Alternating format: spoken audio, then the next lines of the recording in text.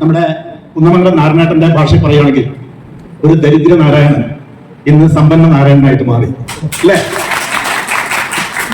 എന്റെ അനുഭവമൊക്കെ തന്നെയാ.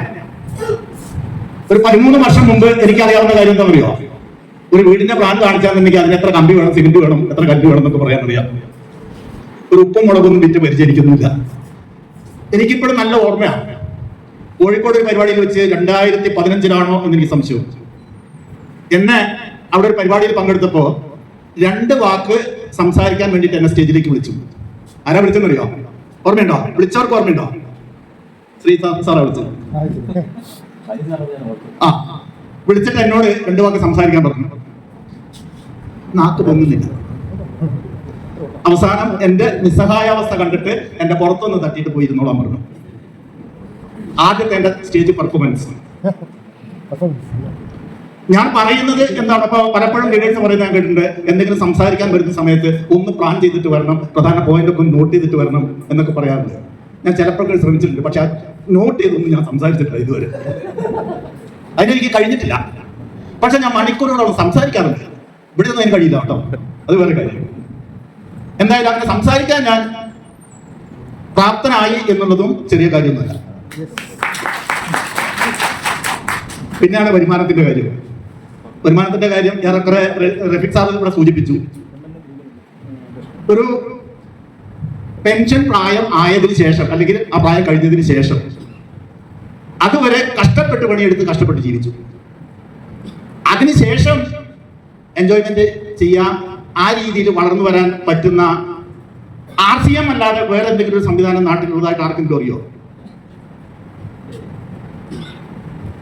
അതുവരെ എനിക്ക് നല്ല പ്രായത്തില് ഞാൻ ചിലപ്പോഴൊക്കെ മീറ്റിംഗിൽ പറയാറുണ്ട്, എപ്പോഴെങ്കിലും കുടുംബസമേതം ടൗണിലേക്ക് ഇറങ്ങിയതിന് വേണ്ടിയിട്ടാണെന്നറിയോ? പിള്ളേർക്ക് എന്തെങ്കിലും അസുഖം വന്നാൽ, ഭാര്യയ്ക്ക് എന്തെങ്കിലും അസുഖം വന്നാൽ ആശുപത്രി പോകാൻ അല്ലേ? അങ്ങനെ ഇറങ്ങിയിട്ടുണ്ടെങ്കിൽ ഇന്നത്തെ പോലെ വണ്ടിയൊന്നുമില്ല സ്വന്തമായിട്ട്. ഞാനൊരു 100 മീറ്റർ ദൂരെ നടക്കുക മുമ്പിൽ. അങ്ങനെ നടന്നിട്ടുള്ള ആളുകൾ ചിലപ്പോൾ ഈ കൂട്ടത്തിലുണ്ടാവും. എന്തൊക്കെ നടക്കാൻ കാരണം, ഭാര്യയുടെയും മക്കളുടെയും കണ്ണ് റോഡ് സൈഡിലുള്ള കടകളിലും തുണിക്കടകളിലും ഒക്കെ ആയിരിക്കും. വെറുതെ എന്തിനാ ടൗണിൽ വെച്ചൊരു കുഴപ്പമുണ്ടാക്കുന്നത് അല്ലേ? അവരുടെ ആഗ്രഹം സാധിക്കണമെങ്കിൽ ഇതിലെന്തെങ്കിലും വേണ്ടേ? ആ അവസ്ഥയൊക്കെ ഇന്ന് മാറി. ഒരു സ്വന്തം മക്കൾക്ക് ആഗ്രഹമുള്ളതൊന്നും സാധിച്ചു കൊടുക്കാൻ സാധിച്ചിട്ടില്ല അല്ലെ? ചെറിയ ആഗ്രഹമല്ലേ കുട്ടികളാകുമ്പോൾ ഉണ്ടാവുള്ളൂ. അതുപോലും മുഴുവനും സാധിച്ചു കൊടുക്കാൻ സാധിച്ചിട്ടില്ല.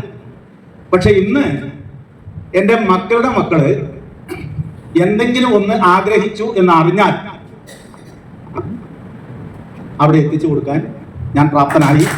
RCM ൽ കൂടി മാത്രം. ഒരു സൈക്കിള് മേടിക്കാൻ ആഗ്രഹം ഉണ്ടായിരുന്നു സാറേ. സ്വന്തമായിട്ട് ഒരു സൈക്കിൾ മേടിക്കാൻ ആഗ്രഹം ഉണ്ടായിരുന്നു.